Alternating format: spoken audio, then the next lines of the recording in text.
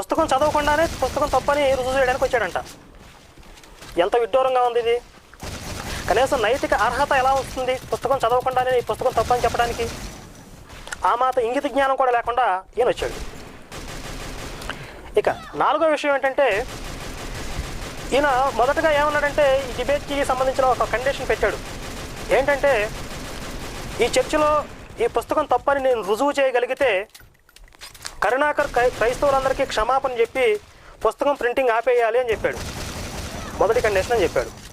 రెండవ కండిషన్గా ఆయన బైబిల్ గురించి ఇంకెప్పుడు మాట్లాడకూడదని చెప్పాడు. సరే, ఆయన తరపు నుంచి ఆయన పెట్టిన కండిషన్లు ఇవి.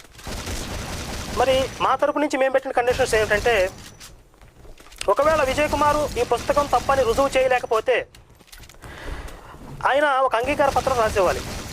ఈ పుస్తకంలో ఉన్న విషయాలన్నీ బైబిల్లో ఉన్నవే తప్ప వీళ్ళు